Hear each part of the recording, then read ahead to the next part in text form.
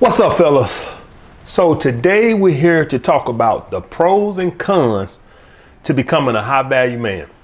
So basically what to expect when you become a high value man.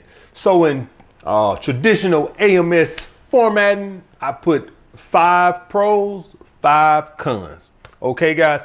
And some of the pros you guys might be familiar with, some of you guys, but I really want to get to the cons, but I'm gonna do the pros too as a refresher course because I don't mind doing those anyway, because as somebody who's been doing this a while, God is my witness. Last night, I just did an email consultation with a guy, and he sent me some scarcity email, claim he read all my books, claim he watched most of my videos, and sent me the biggest scarcity email I ever seen in my life. And what I'm learning from doing this all this long time now is that I get into these female psychology videos, I get into all these deep theories and hardwiring. What I see is guys forget the basics.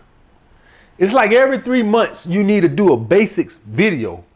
You know, the female psychology videos and all that shit, that's good and dandy. But it's like every now and again, it seems like I have to remind guys, you a high value man. He's sending me an email about a bitch with 2 kids. What?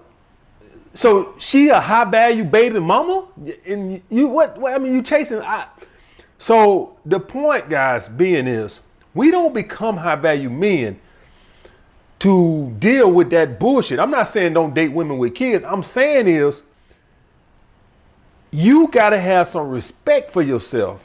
As in, when a girl's not cooperating, she's not setting dates, acting, faking all this bullshit, man, let her go until she come back.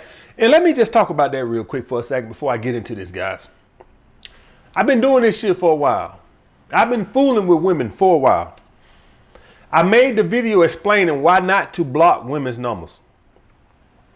The reason being, guys, is as somebody who's been doing this a while, I can just tell you point blank, women gonna come and go.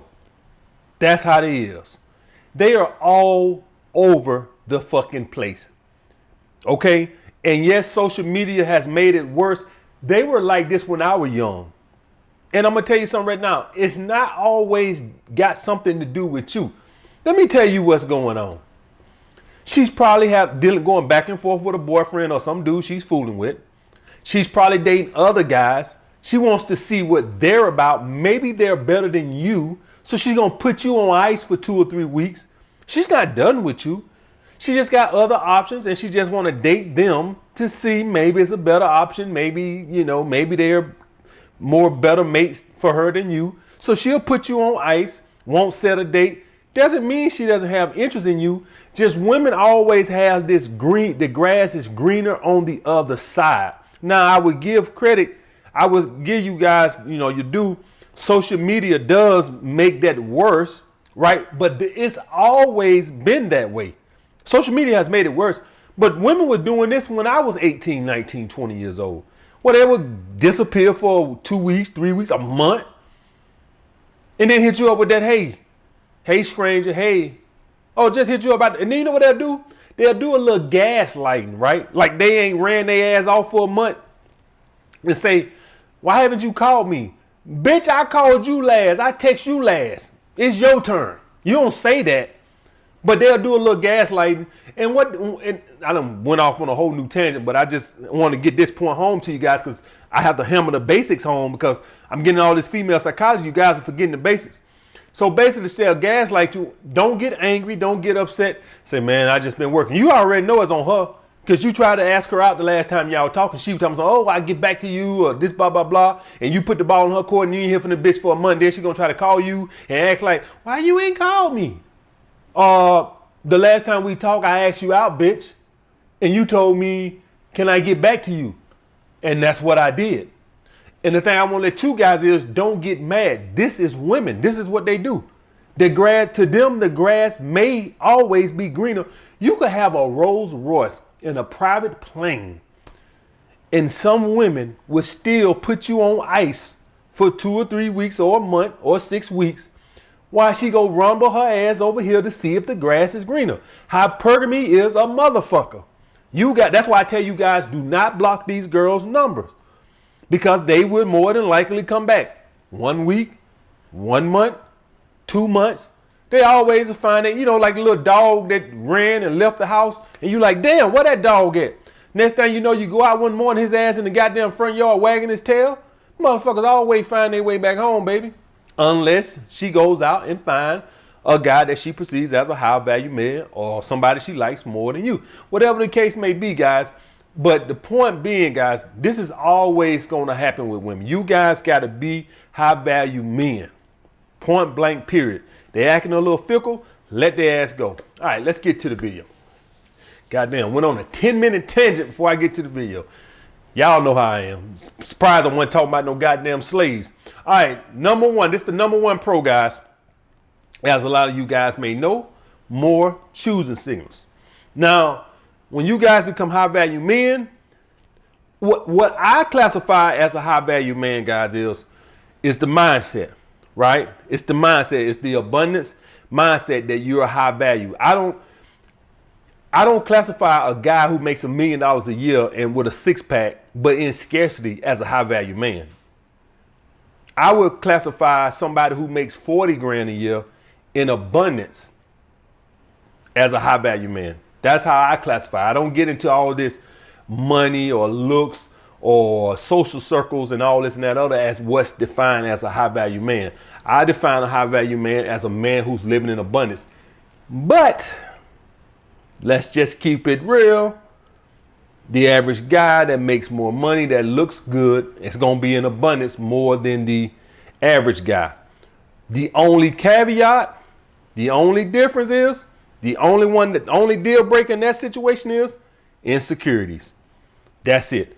If the $40,000 a year guy is void of insecurities, he's going to be in abundance. If the guy who makes $1 million a year has six-pack abs, but he can't get over the fact that he ain't got a perfect shaped nose and his head shaped a little funny to him when he look at it, well, he's going to be in scarcity because he feels like no girls like him. No girls are attracted to him because of his nose.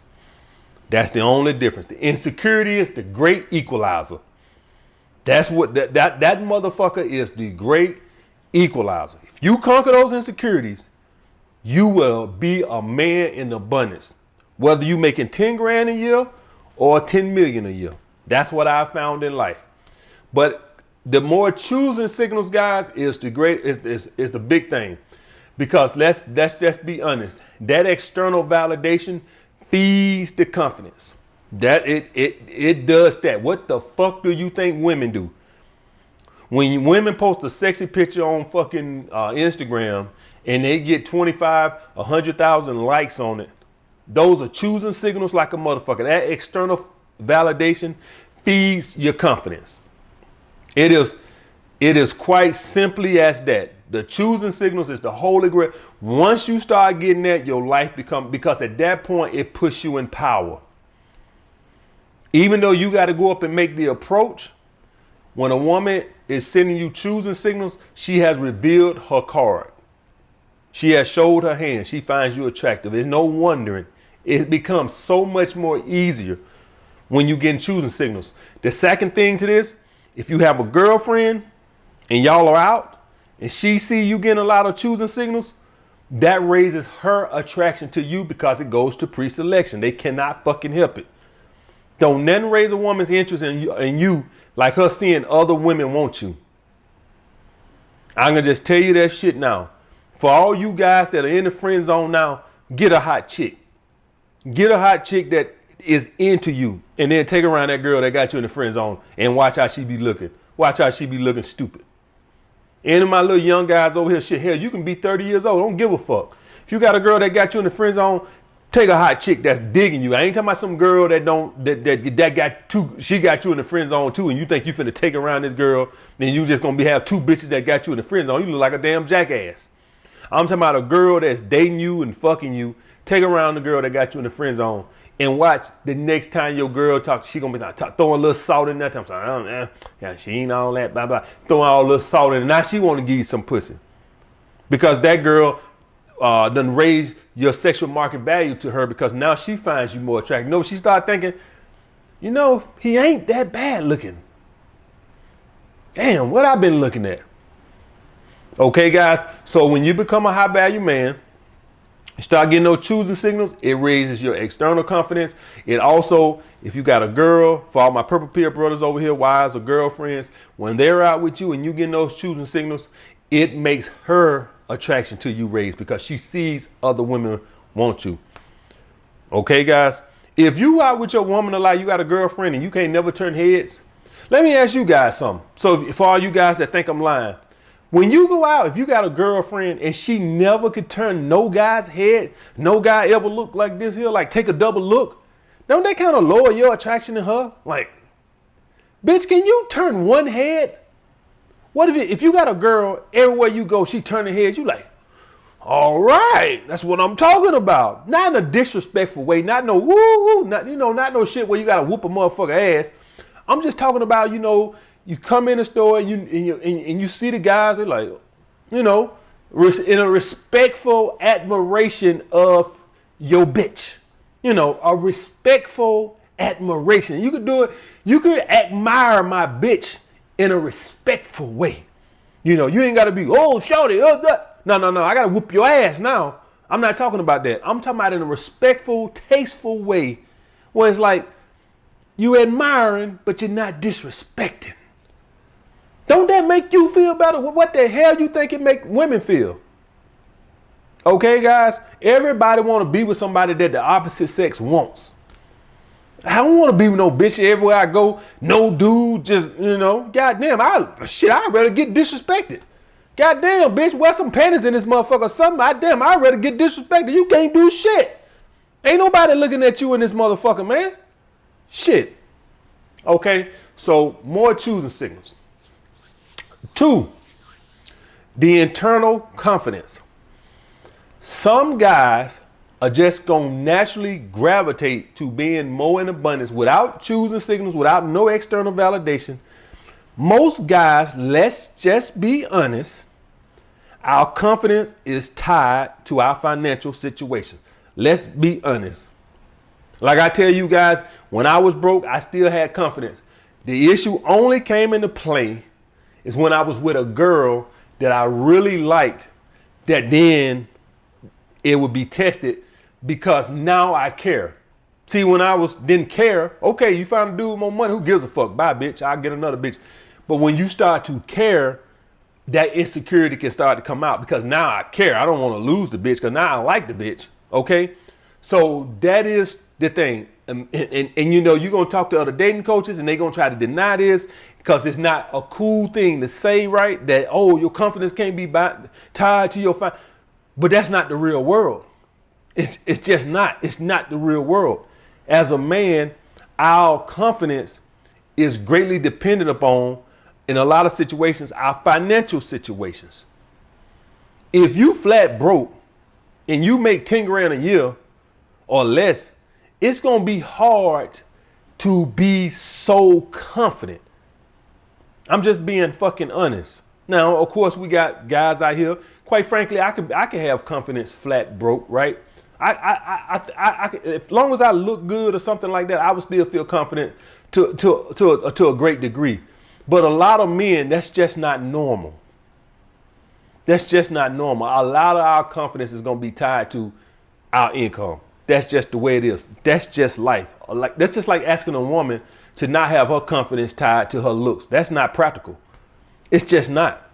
We all know that women, their confidence is tied to the way they look. And ours, at a smaller degree, is tied to the way we look too, but greatly affected by our financial situation. I'm just going to tell you that right now. Most of you guys right now won $50 million in the lottery. For all my guys who ain't got no confidence, you're going to feel pretty good about yourself. You're going to feel pretty good riding down the street in that Ferrari in fucking a $5 million mansion. I'm just, you in tailor-made suits. You're going to feel very good about yourself, regardless of how you look. Now, you're going to be tricking like a motherfucker, but that's beside the point. The point being is it improves your internal confidence when you become a high value man. Your financial situation change. They kind of go hand in hand, even though I don't classify a high value man as the financial situation. They kind of go hand in hand because once you become a high value man, that confidence improves, and then you start to think you can do anything. Y'all guys get that? So you could be a high value man making 30 grand a year, but that abundance carries over into everything. Do y'all guys get that? Not just with women. It carries over into your financial situation, and you're more in abundance because you're not afraid of failure. You feel like you can accomplish anything. You're in abundance with women, and you're in abundance with your financial situation. So you take more risks. You go do something. You start a business on the side because see, you're in abundance in general. It's not, oh, I'm just in abundance with women. My life is in abundance. So they kind of go hand in hand. You ain't gonna see too many high value men live at home with their mama and not trying to better themselves. They kind of go hand in hand, that a person that's in abundance is in abundance. Now you're gonna have some guys that are just in abundance with women and they not in abundance, but typically speaking, y'all guys get what I'm saying. They kind of go hand in hand. All right, next guys, your time becomes your biggest ally. In other words, your time becomes precious. Why is this important? How many of you guys are right now playing around with some woman who's playing these stupid childish games, and you sit there and you play and you play? When you become a high value man, you just don't have time for that bullshit. You just don't. Any woman who's not cooperating, any woman who's not getting on the playing field, you just dismiss them or you put them in the background. You don't block their number or nothing like that or delete their number. You like, if she comes back, whatever. I don't have time. Why? The typical high value man is going to have what? 2 nights a week free at the most, maybe Saturday and Sunday, right? The average high value man. And you mean to tell me you ain't got 2 girls or even 1 girl for my Purple Pill brothers that's showing you genuine interest that you could feel that with? So maybe one day, Saturday, you go on a date. Sunday, you're with your friends watching sports, or maybe you're just off to yourself doing your hobby. You don't have time to play with these bullshit ass women. So immediately, when a woman is not cooperating, you put all your interest investment out, and you're basically done. In a lot of situations, even when they come back, you still don't emotionally get invested into that no more, especially my Purple Pill guys, because you kind of put them in the bullshit category. You know what I'm saying? Like when a woman is showing you she's 100 and putting an effort forward, you know, you do the right thing, specifically my Red Pill brothers. When a woman shows you she's full of bullshit and childish games, especially for my Purple Pill brothers, you never get emotionally, like, you never look at her the same no more. You look at her as some childish ass woman that's going to be fickle and shit like that and going to come and go. And this is going to be the prime woman. This is why I have no pity with no woman I date. 30, 35-year-old women I date. These 22, 23-year-old, 25-year-old fickle women you're meeting, these are going to be the prime 35-year-old women talking about they dating with a purpose. Now we dating with a purpose. Y'all know what I see when I go on dating apps? I never see no 25, 26-year-old woman on there talking about something. Know what you're looking for. I'm dating with a purpose. It's always those women in their 30s. Wow, ain't that nice? I never see no 25-year-old woman on there dating with a purpose. Ain't that nice? One day with a purpose then, wasn't you? Have fun. All this fickle behavior. Now you're 35, 32, whatever the fuck you is. And every woman over 30 on these dating apps is dating with a purpose. Know what you want. No time for childish games. If y'all guys think I'm lying, set up a fake profile on these dating apps. And, you know, they kind of try to steer you towards people in your age group, right? So if you somebody 22, they ain't gonna send you no 32-year-old females, not likely. They're gonna send people around your age. So get on there and set up a fake profile and say you're 35, right? And every woman on there is dating with a purpose. Know what you want in life. No time for childish games. Every one of them. Ain't that nice? Them gonna be the same ones. You just don't take them serious. You don't have time for the bullshit, guys. Okay, guys, it's just that simple. Your time now becomes your ally. As before, it was your enemy because you had abundance of it. So you were bored, and so you had time to play around and play with these women, all these other now you don't have time for that bullshit. Next, no more lonely feeling. I probably could have put this one number one. When you become a high value man, guys, you are a man that is trying to gain more. That void is gone. Purpose has filled that void. What happens is, what I've seen in life is, we all work 9 to 5s. We all go to school, whatever, 7 to 3 or whatever, 8 to 3. And what ends up happening is, when we get off work or we get out of school, it's like that 4, 5, 6 hour little window that we get after work or school right before we go to bed. It's probably like more like 6 hours. This is the time where we are not productive. What ends up happening now, and so what ends up happening, you get lonely. That's what ends up happening. You start, it's a lonely feeling if you have no purpose, no hobbies. It's a lonely feeling. So what you want is, you want a woman to fill that void. That's dreaded 6 hours, what I call it. You got out of school or work at 4. You go to bed at 10 or 11. So you got about 6, 7 hours to kill doing absolutely fucking nothing. So when you get a girl, the thought of her pulling away and you going back to your pathetic, lonely life drives you crazy, and you over pursue that woman. When you have purpose in your life, you kill that void, that need for a woman. And you're not going to get that until you become a high value man. That's the only way it fucking goes away. I promise you. Because our hormones are fucking strong. Last but not least, your financial situation should improve. What does that mean? Why do money don't matter? Guys, lack of money is probably the greatest stress, the greatest cause of stress in the fucking world. For all my guys on here that's in relationships or been in relationships, you can attest, financial situations put your relationship into a major strain. They cause most of the breakups because women can't deal with the financial stress and shit. So it just causes havoc. When you become a high value man and your financial situation is improving, the stress level starts to come way down. You got a year's worth of savings in your savings account. You got money into your 401k, your investments. Your stress level comes away. When money is not on point, you start to do desperate, stupid things. That's what happens. So if your financial situation improves, your stress level typically is going to come down. That's the way.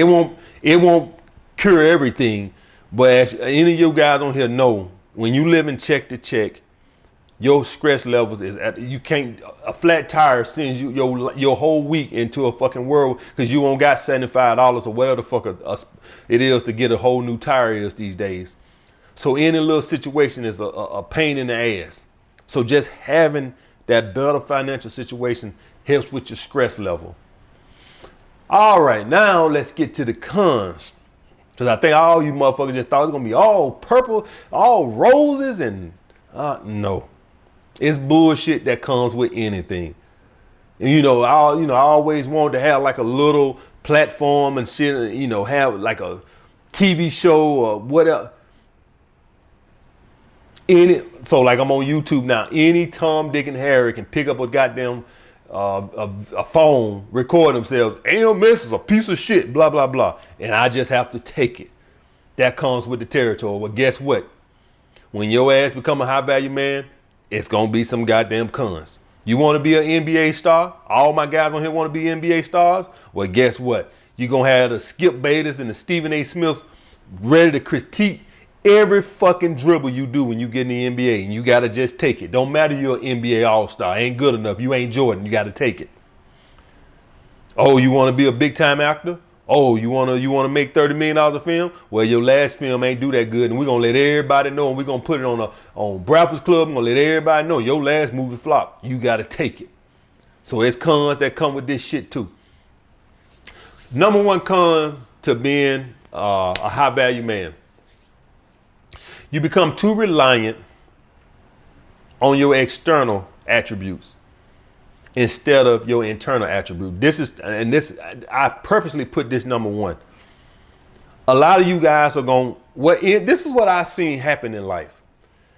As our external attributes increase, our body and our dressing and our financial situation comes. So let's just say we here and here, this is the charisma and this is our external attributes, looks and all that other bullshit, right? And dressing and our financial situation. And what happens is, as this comes up, as the money and our looks improve, our charisma goes down here.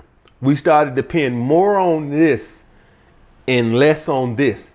And this charisma, which is tied to your confidence and swagger and all that, is the only way to get a woman to attach to you. You cannot get a woman attached to you with looks. You can't get a woman attached to you by your financial situation. She'll get attached to the money, but she won't get attached to you. Over here is the only thing that does it. And what I've seen is, if we start out on an even playing field, as this goes up, this goes down. So what we do, instead of going on a date and bringing on that swag, we are subconsciously trying to sell her on the high value male we are. I found myself doing this and I caught it. And said, whoa, I slapped myself. Whoa. Get back to the swag. You ain't selling yourself as no goddamn beta male provider around this motherfucker.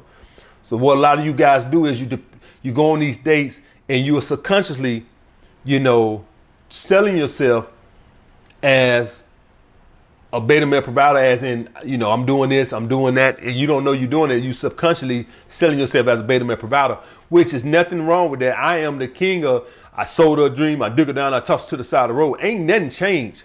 But you always lead with this. You just let this speak for itself. You don't talk about that. So if she want to see you drive a nice car, you nice clothes, and she want to assume you're a beta male provider, that's on her. But we're going to lead with this. Okay, guys, that's got to be the one. The email I get a lot is, LMS, I make 200 grand a year, I drive a nice car, I got a nice crib, and for some reason, I can't get them. Because you dependent too much upon your success and not your personality.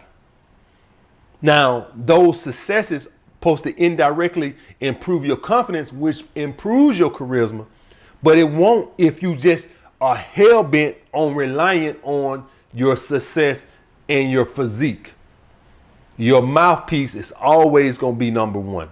I'm not finna be like one of these other line dating coaches and tell you it don't matter. I would never tell you guys looks and money don't matter. They do, because that's what's gonna get your foot in the door so she can see the personality. I'll never tell you guys that on a meeting basis. If I'm going to a woman on the street and all things are even, my looks and my money gonna get me her phone number faster than my personality is. That's just facts. But once we get on that date, all that's out the window. All that's out the window. So if I got the Ferrari and I got the penthouse and some dude who makes 40 grand, 30 grand a year, we both go on a date, I'm a cornball sitting over here talking about all my success, and this dude in a feminine frame, and this dude over here in that masculine seductive frame, he gonna blow your ass out the water. I promise you. So when guys send me those emails, I say, you know what? I bet they losing out to guys who don't make half of what they make. Okay, guys? So don't get too dependent upon your success in your body. I'm going to let you know that now.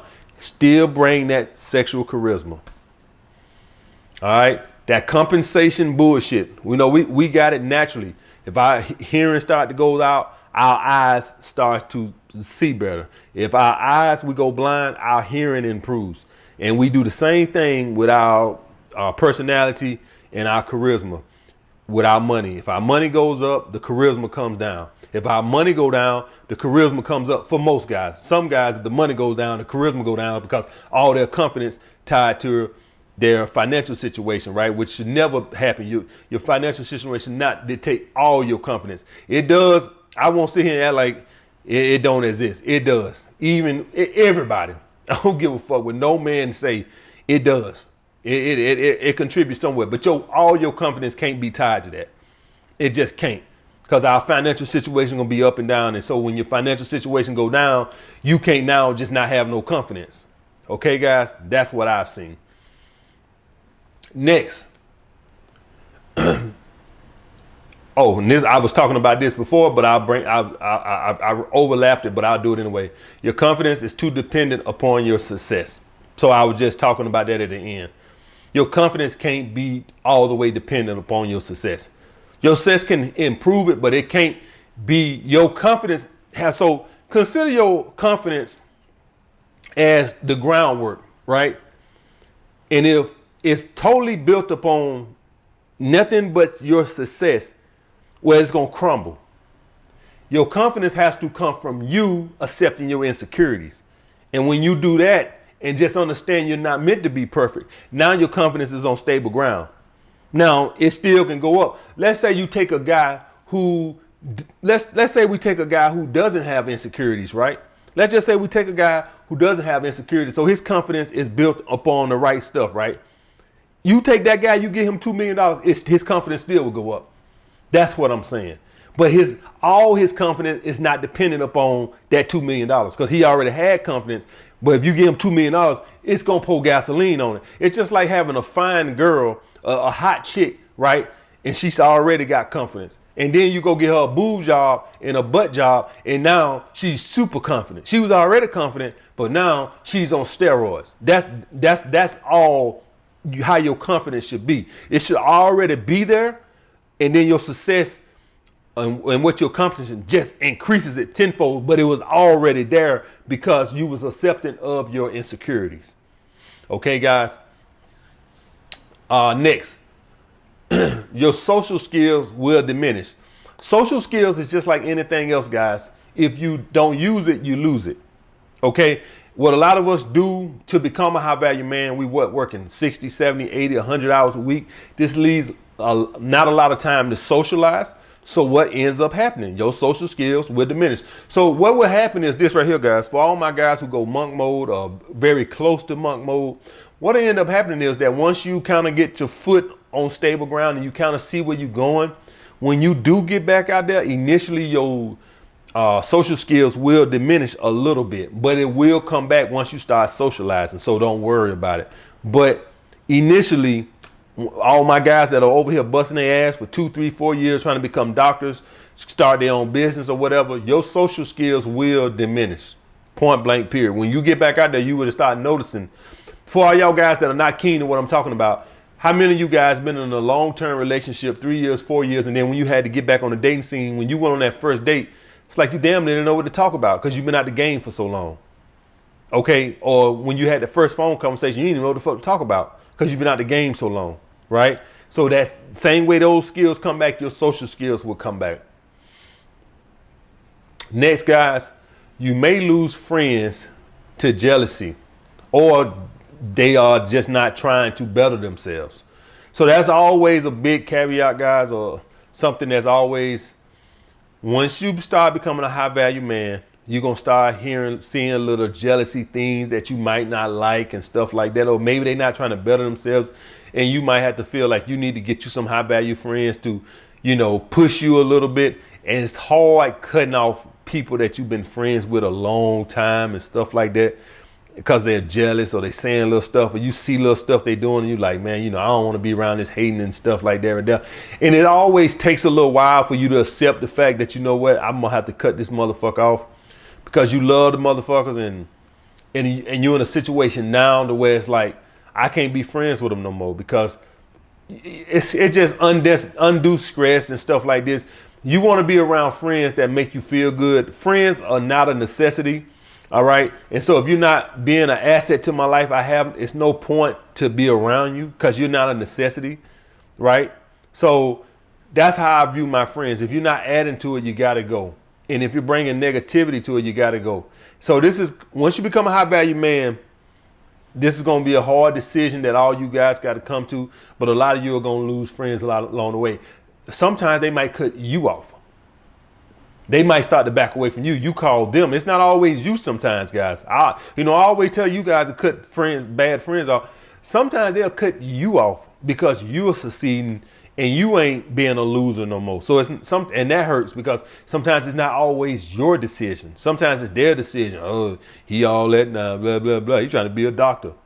And so you ask them, hey man, we're going to the game. Oh no, man, I gotta get my girl, blah, blah, blah. They don't want to fuck with you because they don't want to be around your success, because your success is holding up a mirror to them on their lack of success. So be prepared for that too. I think I've always talked about cutting friends off, but some of you guys are gonna get cut off because you're not that fun loser no more.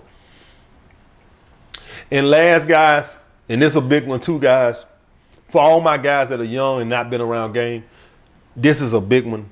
You may meet a woman that is good at convincing you that she's with you for you and not, your success.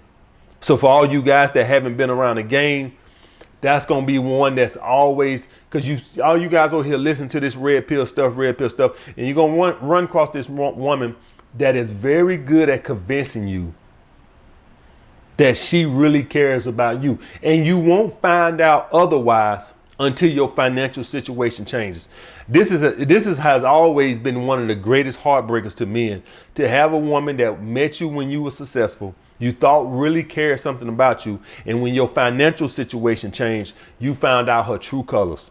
That has always been a great killer of a lot of men right there, to find out that it was the money all along. So a lot of you guys, especially you young guys, I don't think a lot of you older guys are gonna fall for this, but a lot of you younger guys that don't know no better, you will meet a woman, right? And she'll sell you. You'll be convinced that if you only made $15,000 a year, she would still love you the same in this bullshit. Okay, guys. So that's another one too. That's why it's important for you guys to not get attached to these women and stuff like this, because some of these women are very good actors in convincing you that it's for you. Okay, and you go fall in love, and then 2 years down the road, 3 years, 5 years down the road, your financial situation changes, and then you start to see her true color. This goes back to what I was talking about, the stress in relationships with the money and stuff like that. A lot of guys didn't find that out until the stress comes. Every woman claims she gonna be loyal, she gonna be down, she a ride or die chick until it's time to ride or die, and then she ride out. Okay, guys. So that's what I got to say about that. So those are the pros and cons to becoming high value. That's what you can expect when you become high value. A lot of women are going. I was watching Draymond Green on his Instagram, and I seen his wife, pretty girl. Y'all guys go to check out his Instagram, and I bet she has him convinced that, you know what, if he was Draymond Green, the plumber, she would still be there. And y'all guys go look at that girl, and y'all guys know that's bullshit. All right, y'all know it's bullshit. I mean, it just to me. I mean, maybe Draymond got a hell of a mouthpiece, but I seen Draymond on TV. Draymond like a cornball. Nothing seems smooth or sexual, masculine about him. He seems like a rich cornball that plays basketball. All right, guys, but I bet she has him convinced that, if he made 10 grand a year working at Subway, she would still be there, and that's bullshit. All right, guys, I'll get back with you guys later.